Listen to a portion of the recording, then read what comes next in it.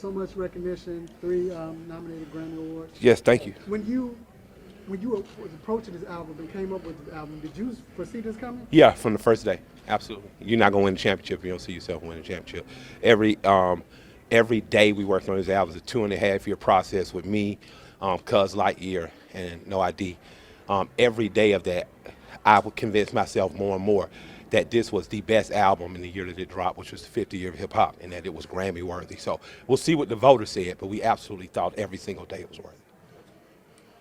Growing up in Atlanta, being this is MLK Day, Yeah. what's the significance like for you, just being that you grew up on it, seeing this every year? And For me, it's a culmination of an education poured into me at Collier Heights Elementary, Frederick Douglass High School, later Morehouse College. It's the common man's education that my grandfather taught me about Dr. King and his family. It is the Atlanta folklore and mythology that a black kid with only 60 years out of segregation now can and will accomplish anything he sets his mind to. Not that obstacles won't be in the way, but that the opportunities are infinite and the possibilities are there if one is willing to work hard. What does it mean to you to perform in your city Oh on this man, day? come you're gonna make me show them buck to you. It's this performance is my second performance. The first one was with my group Run the Jewels. Proud day. Coming out here as a solo kid named Michael from the West Side is could be even prouder. So between this and performing for the Braves with Big Boy, I can absolutely say, man, I've lived every hometown hero story. I'm just waiting for the Falcons to call next. So let's see what happens. Now, you mentioned the West Side. There's Yeah. a lot going on in terms of housing in the West Side. Yes. You're from there. And the conversation today from MLK, on MLK's Day, was about housing. Yes. In Morgan Chase. Yeah. How do we start these conversations about housing equality, housing equity, and making sure that there's more black home ownership in Atlanta? Well, shouts out to my man, Roy, who helped lead that conversation. Shouts out to John Hope Bryant, who's leading the conversation. Black man, a stout businessman who's leading the conversation about helping black people get financially literate, get their credit scores up so that home ownership grows. We know when home ownership grows, we know that the quality of education grows. I'm a product of that when the Collier Heights Elementary School from the Collier Heights community. We know that when blacks are financially literate and when given opportunities, they're not redlined, they create sustainable neighborhoods that create people that reinvest. If you did not have the Cedar Grove community, the Collier Heights community, would you have a TI? Well, what's the significance of having a TI? TI just built 143 affordable housing units right there on the west side, right where he used to trap and sell that.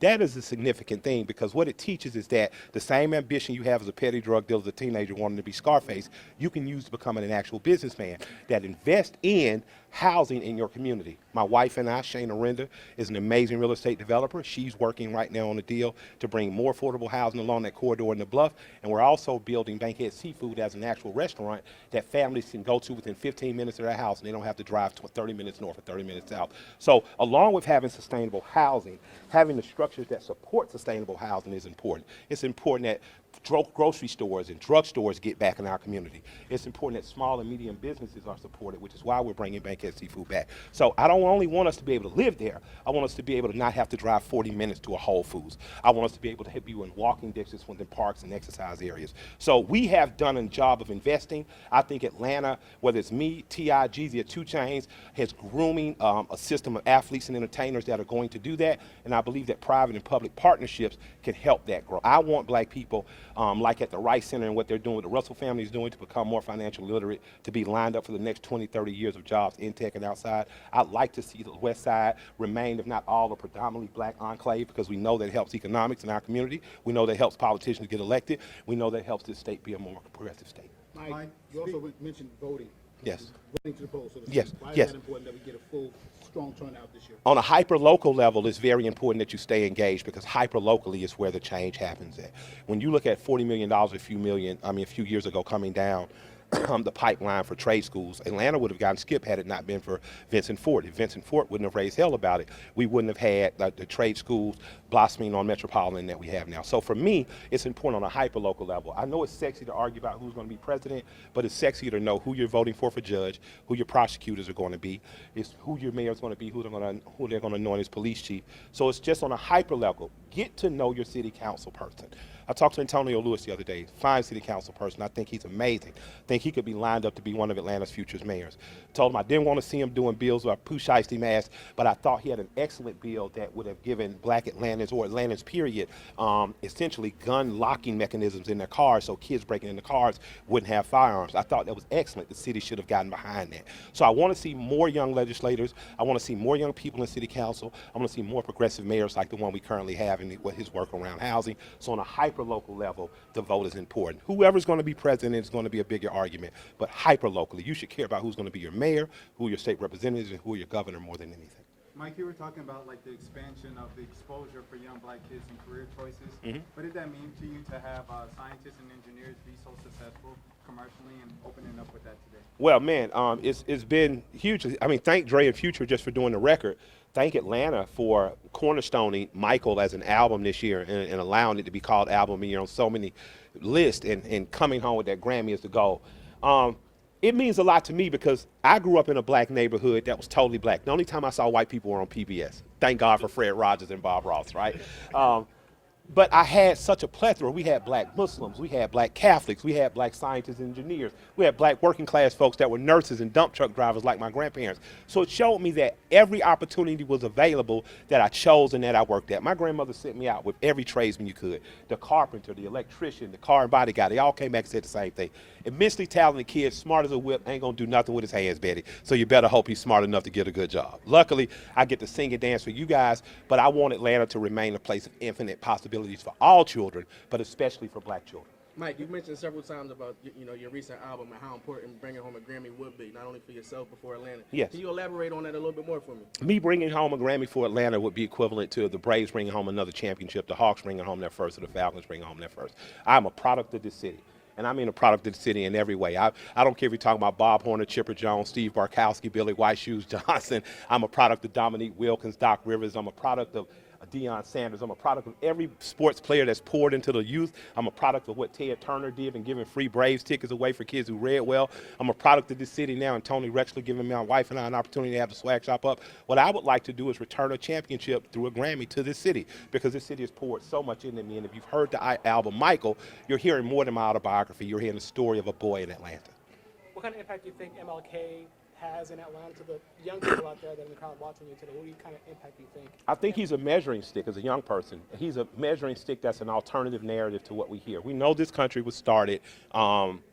A lot of people don't know this. The first 7 years Georgia existed, there was no slavery in Georgia. Oglethorpe, who founded, didn't want slavery here. There was not a believer in it. Then 7 years down the line, you see the Carolinas taking off between tobacco and cotton and other stuff. You're like, we got to get in the money game. So you start to see that slavery was an economic game. It was an economic game that robbed us of dignity, robbed us of respect, robbed us of humanity. But at the end of the day, it was about money.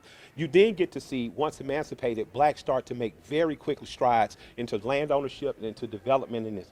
I believe that Georgia, if we're honest about our history and where we've come from, we have an opportunity in that transparency to create a type of union that understands the past and what we were, but Dr. King gives us a marker on who we can be. Whether it was the SELC and they're partnering with other people and other leagues from other ethnicities, whether it was Andy long after he left, whether it was Hosea, whether it was Reverend James Orange, that legacy, and especially in his wife Coretta, got carried for the next 40 years. And I think that if all of us do our little bit to carry our part of King's legacy, that it will do a lot not only for this city but globally. What do you think about the Atlanta Hawks right now? As you just mentioned, of course, your right now at halftime, they're my favorite team in the world. We kicking ass. I want to see my guys run up and down that court and win championships. I'm like everybody else running around screaming Trey and Murray. Shouts out to my man Collins. I miss him. I think that the Hawks are like Atlanta. We're friggling our way out, and I think that like Atlanta, we better learn to play some good defense against these developers and outsiders trying to change our way. One more question. Can you explain the jacket, the significance of the jacket? This is a jacket. I'm forgetting the name of the company right now, but it's a black-owned company. It's a jacket. But the significance of this jacket for me is two of my absolute heroes on here, Dr. King and Sada Shakur. More black people and more liberators. This jacket just simply tells the story that doesn't get told in America enough. This country was built by an amazing group of founding forefathers. All right, you cannot deny that the Bill of Rights in the United States Constitution is an amazingly brilliant and beautiful aspirational writing. But the people who brought those aspirations to life were people like Harriet Tubman, people like Sojourner Truth, people like Frederick Douglass, people like Martin King, people like Medgar Evers, people like that, Malcolm X. If we don't have those people that make America measure up to the measures that she set, this country never gets to be the beautiful republic that it has potential to be. So that's the simplest. You mentioned, anti-racist action. It can be very hard for companies or people in this community to trust companies. How do you build that trust amongst the community and companies, that sometimes have the story? Well, companies have to engage the people that are actually doing the work in the community, whether it's LaToya over at Park Kids right on Bankhead Highway, Gary Davis at Next Level Boys Academy, Christy over at Georgia Youth Build. And I want companies, the people in their diversity, equity, and inclusion departments to Google those names, Google those organizations, and get some money their way. The people that are doing the work are there to do the work. The companies should be funding the work that's being done. We don't need you to create your own 501c3s and what you think your company should. We need you to find the people that are already doing the work and put money in those people's hands. You want to help young black boys? Find out the young black men in the community that are thwarting violence, that are pushing education, that are doing it, and get those people money. The money will help those companies, will help, just the same way you scale a business up, they will help those 501c3 scale up. We don't need you to reinvent the wheel. We need you to help bring some new tires to the wheels that are already rolling. What do you want to see in the new Falcons head coach? What I want to see in the Falcons head coach, a winner. That's what I'd like to see. I'd like for us to, and I love the Falcons. I said they've been breaking my heart since '83. Shouts out to Barkowski. I think that we need a coach much like our owner that wants to win. I don't know if that means other changes besides the coach, but I just know the Falcons have a fan base that's rabid about them. But I don't want to become like the Cleveland Browns and just cheerfully cheering for losers. I want to win sometime. So let's get a championship.